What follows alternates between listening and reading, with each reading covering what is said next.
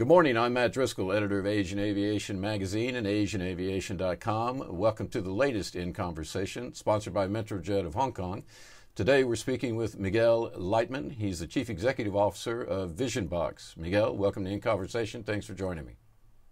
Well, good morning, Matthew. Thanks for having us. Always a pleasure to speak towards Asia, into Asia. So looking forward for this conversation with you. Now, we were talking a little bit earlier, but tell us about VisionBox. You're a tech company based in Portugal. You've got a lot of airport clients around the world. You've got government clients and many others. Kind of give us a quick tour of what you do and who your customers are. Yeah. So in fact, we are headquartered in Portugal. This is how the company was formed. Here's where we develop, of course, by a very mixed environment of very talented young people. But we have offices and center of excellences all around the world. We try to be as local as we can. In South America, out of Brazil, Uruguay. In North America, we are in US, out of Miami. In Europe, we have different sets of excellency centers and offices in UK, Netherlands. And then moving into Asia, we are just opening a major center of excellence in Malaysia, in Kuala Lumpur. And then we are, of course, settled in India, in Australia, and in Japan. I've been talking to a lot of people recently. I mean, if you're like me, you've been listening to a lot of webinars the past year, probably more than you want to. For me, they're a little bit hard because they're always at 10 o'clock at night or 11 o'clock at night. Airlines, airports, everybody in the aviation industry seems to be investing a lot in technology. They have been over the past few years in terms of self-check bags and things like that. COVID-19 seems to have accelerated these investments. Are you seeing that acceleration from your clients? Yes, so we are seeing the acceleration of that demand due to COVID and all the market situation today, the problems we have in the supply chains. I believe that the traction of those investments will take a little bit more. But bringing us back where all this started, it was more than 5, 6, 7 years ago. The concept was a seamless concept, meaning paperless, and the reason for it was the high increase of passenger numbers and how you deal with still a positive experience for passengers while increasing security. And the only way you can do that is to become seamless. Seamless means the passenger doesn't have to take out in every control point in the airport his documents. And this means that stakeholders like the airlines, like the airports, and like the police authorities, they were driving technology so that they can share a service, they can interact between themselves and handle the passenger much more efficiently and with high security. So that was ongoing. Those deployments were taking place. Schiphol, for example, is one of the master examples that we're working there for quite a long time. Emirates also initiated and piloted these projects very early, but the drive was different. Now it's COVID, now it's more the contactless side and the health and safety side. So I think the drive is much stronger than it was earlier, but investments have to be taken and it's quite difficult. So we're working with more drive, more need, but less budgets. And this has to be viewed in a different perspective. Well, that's exactly was my next question, was because airlines are burning through cash, airports are not making any money. My wife works for a company that has duty-free shops at airports around Asia, and they've had to close some of those duty-free shops, so the rents aren't getting paid. I mean, it's got to be difficult. As you just mentioned, it's tough for the budgets to be there to invest in this technology. But it's funny because the people that I've spoken with, they say, well, yeah, it's hard for the airports, but they are making the investments. I mean, is that happening? Yes. Well, they are making the investments with much more dedication. They were doing it a year ago or a year and a half ago because the demand is much stronger than it was that time ago. And you can really forecast that the numbers are coming back. It's not that the industry disappeared. We are in a moment within the next 12 to 18 months where we need to generate the conditions where passengers are willing to come back. And you can see that, you can feel that. Our customers, being it governments, airlines, or airports, are engaging with companies like Visionbox ourselves in projects. And we are deploying, because you need to deploy those solutions on time, independently if you're talking about one passenger or one citizen passing a border control, or if you're talking about those millions, again, that everybody is expecting. So it's just a way of investment, and I think airlines and airports and governments are actually doing that. We're in the expectation that the market is coming back with a more secure and a more user-friendly experience for the passengers. So people will see the difference. You will be able to experience much more the airport during your stay while you're waiting for your airplanes. You will enjoy much better the environment, because you will see that contactless, that seamless environment where finally different stakeholders are working together. That has an impact on the experience of the passengers, and in the background it will create more security. So we are working today in many projects, particularly in Asia. We have a very strong partnership with AirAsia. We're working with them on a completely contactless, touchless environment between airports, between countries. We're talking about more than 150 airports, which we are linking by a contactless, a digital environment where passengers will look at the traveling part, at the boarding part as just a component of the whole passenger experience. So it will be, I see it as a very, very important point of time. The stakeholders are investing. They're investing very cautiously. They have a very dedicated plan. They want to become more and more digital. It's happening. It will take a little bit more time than we expected prior to 2020, of course. Well, I'm curious because, I mean, you touched on a lot of things that I'm curious about, especially because the basic nature of an airport is to process as many people as possible in as quick a time as possible.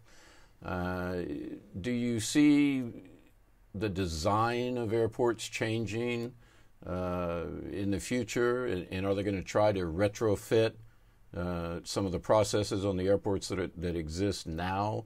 I mean, how does an airport, and you talked about people would have more time to enjoy the airport and those kinds of things. I mean, I love spending time at Changi. I think it's one of the best airports in the world, and is consistently voted one of the best airports in the world. But airports are going to have to adapt to things like, social distancing. I mean, how is that going to be? Does that impact your business, and how are airports going to deal with that? Yes, so the pandemic has increased the trend that we were already seeing for many years, and a lot of the checks, a lot of the controls that you do in the airports, or you were used to do in the airports, like the check-in, the baggage drop interaction, you don't need to do all of those things at the airport.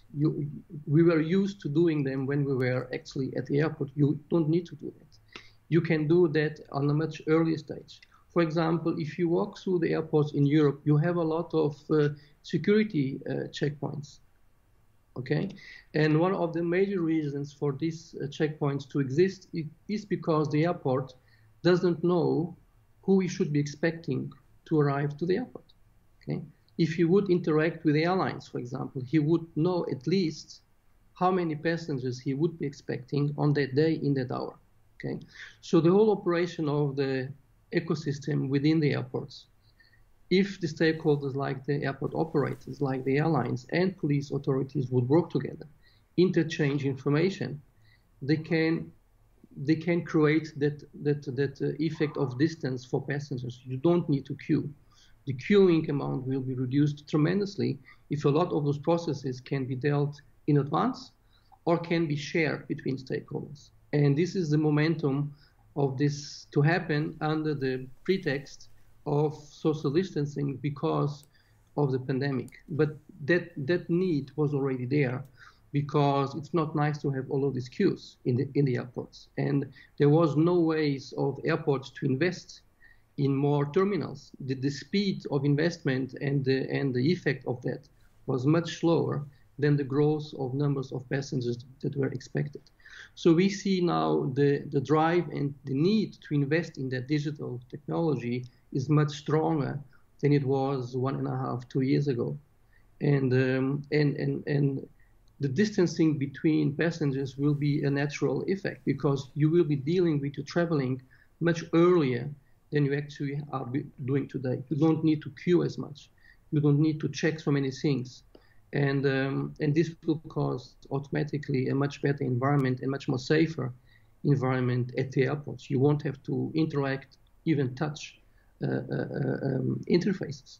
And this will create this environment which everybody is looking for, and being able to dedicate more time in taking advantage of the conditions that the airport likes to provide to you, as well as the airlines in their lobbies.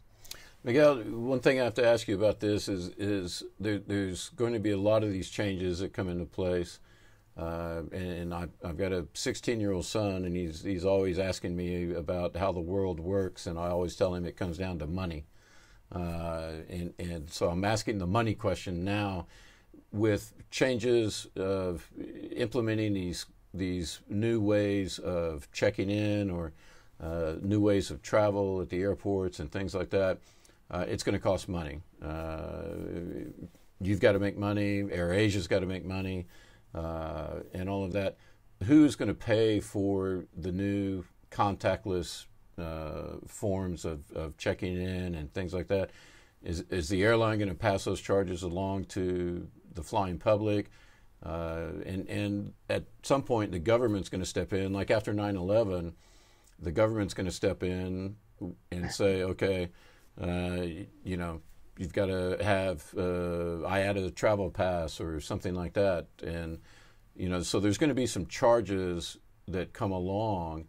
Is the traveling public going to be on the hook for those, or government's going to pay for these changes?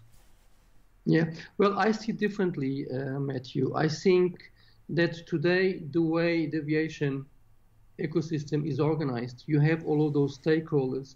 They work in their silos. They really don't work together. And those silos mean more cost.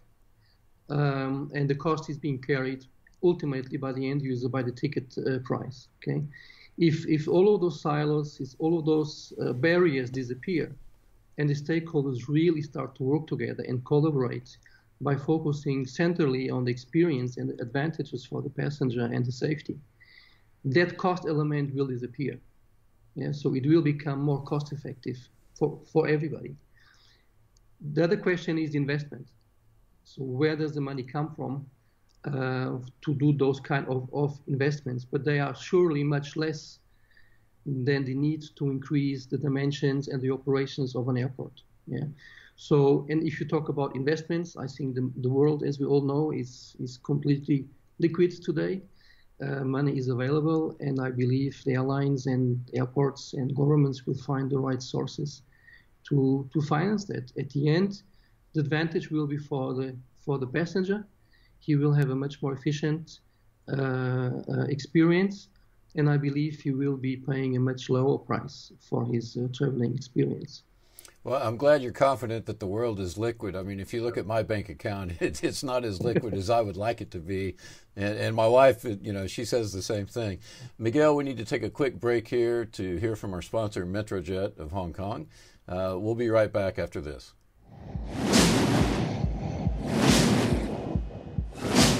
We're going to have the crown jewels of Asia, and I promise you we're going to have the nicest and busiest business aviation hangar in the region.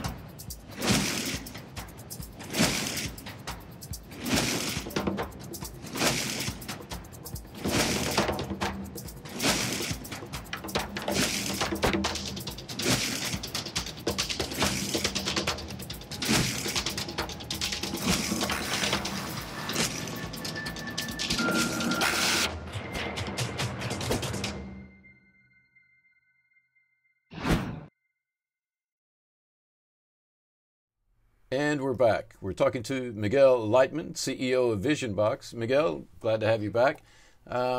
Quick question. IATA and others have said airline traffic won't be back to normal until at least 2024.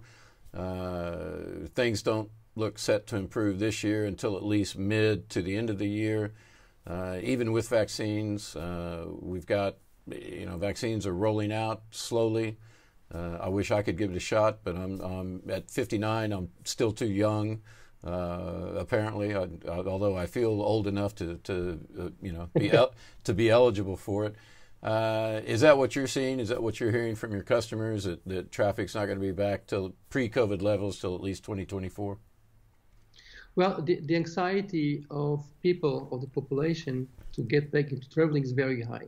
Okay, because the conditions to book flights are very easy today. You can book and unbook.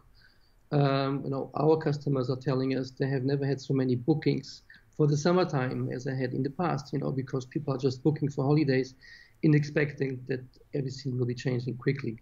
So it's not going to change as quickly. We expect that the activity will go back to normality.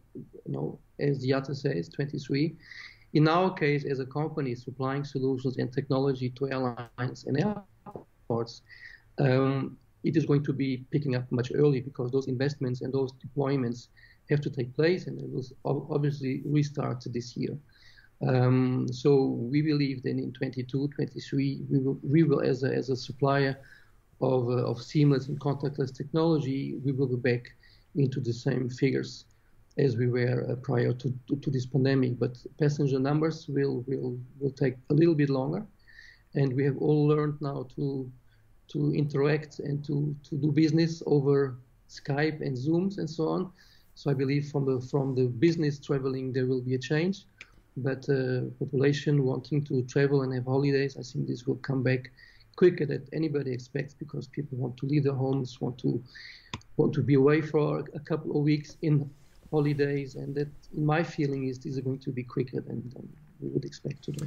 Yeah, business travel, actually, I've been listening to a lot of hotel providers and people in that industry. They are, especially the ones that are geared to business travelers, they're not looking good. I actually last year I was supposed to have gone to about 7 or 8 countries in 1 year, and I didn't leave Singapore, so I've been stuck here. And speaking of that, I mean, do you see, and I'm not trying to get too much into your business, but where is your business hot right now? Or do you see regional differences in the world that are making the investments more? Is Asia better prepared? Or do you see, are your U.S. clients saying, we need to make investments? What are you hearing? So normally Europe is one of the regions that picks up on a much earlier stage, in a much more organized way, these new trends and technologies in terms of concepts, but they take much longer to implement it. Asia is, of course, by nature, a much more technically and technologically advanced region by implementation.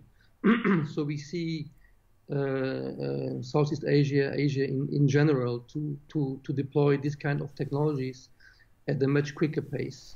And this is also where we are focusing right now. And that's why we're investing heavily in opening our organization in that region and become not commercially only, but also with good technical support and development in regions like India, Malaysia, and as we are already in Japan and in Australia. So yes, I would expect a bigger impact in the coming 12 months out of the Asian market than in Europe or even US.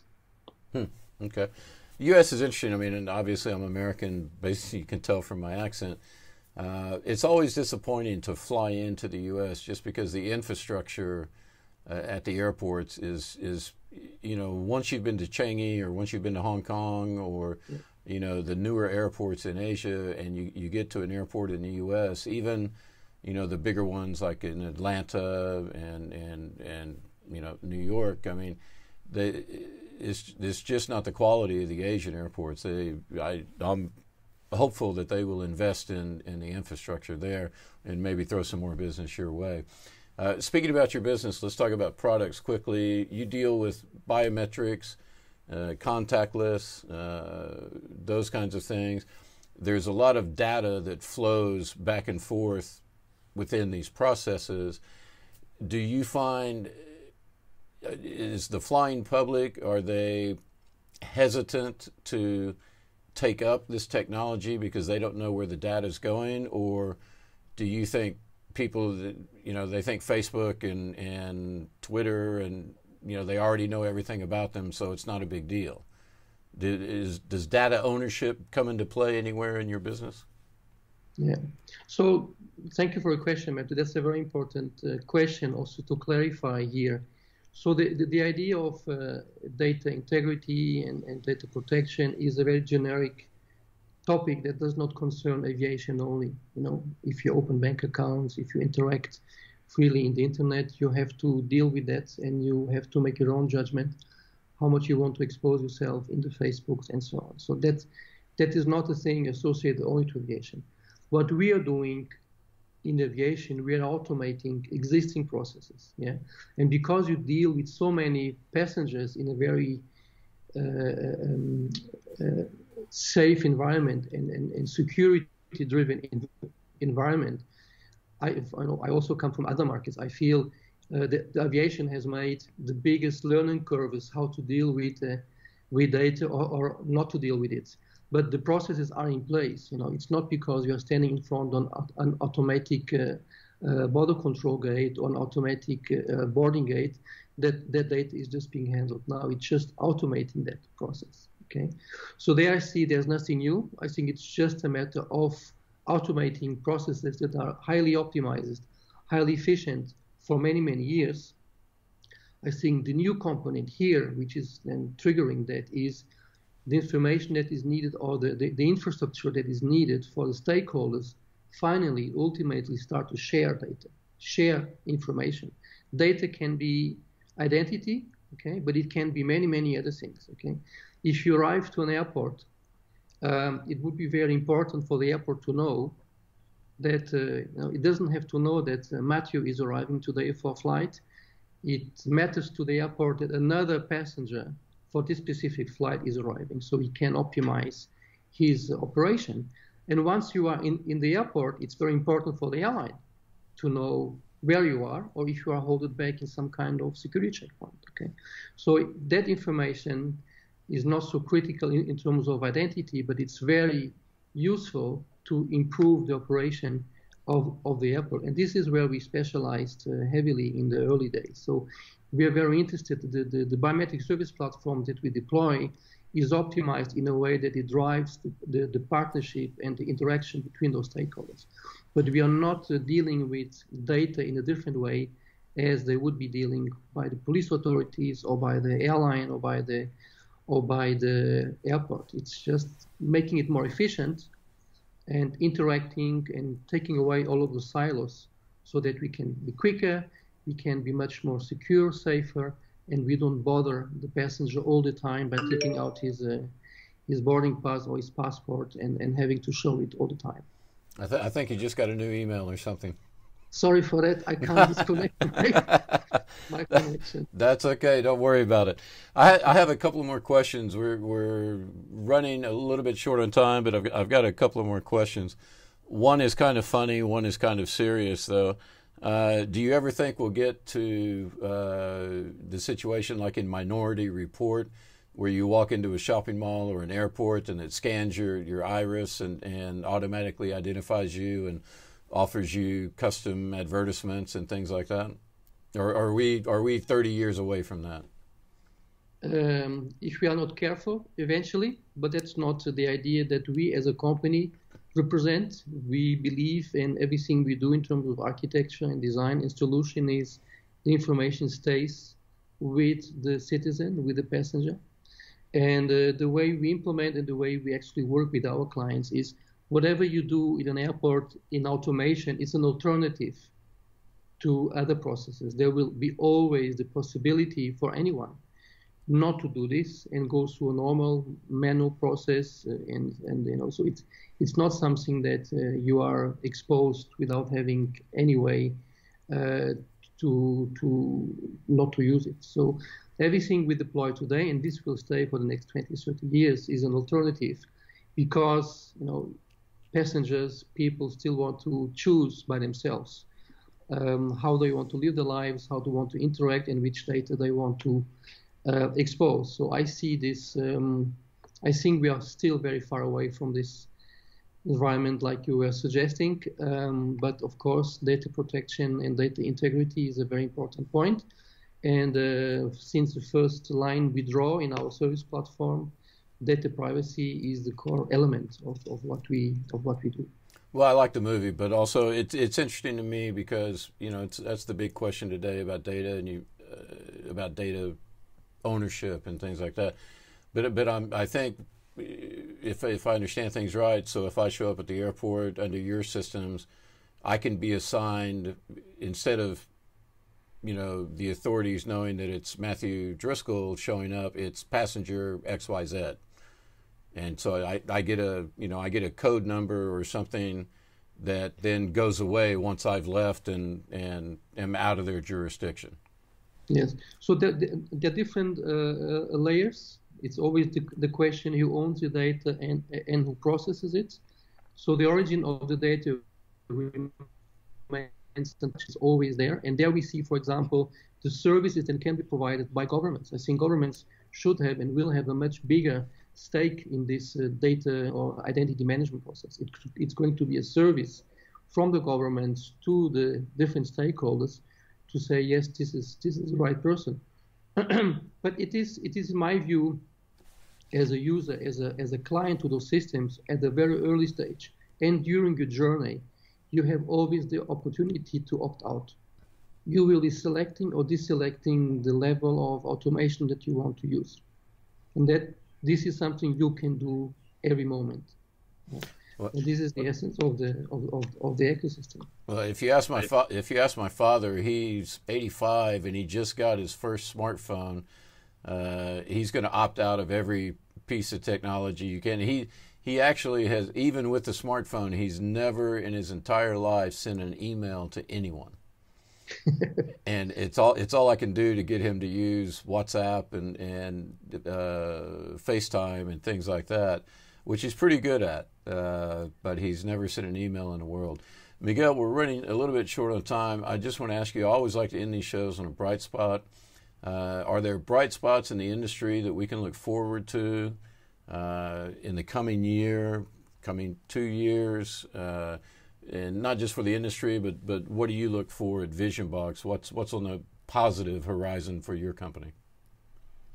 Well, on a positive horizon as a traveler is, I think, the experiences, independently of the technologies that are going to be implemented or not. I think the airlines and the airports are much more focused today in bringing back experiences that makes traveling interesting again. I think for anybody that travels like we do, it was always a burden to prepare itself for another meeting. It was not a pleasure. It was not a nice thing to jump into an airplane and fly from Europe to Australia or even into the US. I think this will change. I think bringing back that environment and that feeling that flying is going to be something special again. It's a nice environment. You can really enjoy a good journey. I think this is going to bring us back, and I'm looking forward for those times where either in business or in family, that the traveling is becoming part of our free time, of our traveling part, and not something that we have to just close our eyes and stand it, because the low-cost airlines and the premium airlines, for example, they will be figuring out much better ways to drive this and to create better experiences for everybody. Okay. Miguel Leitmann, Chief Executive Officer of VisionBox, thanks for joining me in conversation. Thanks for having me.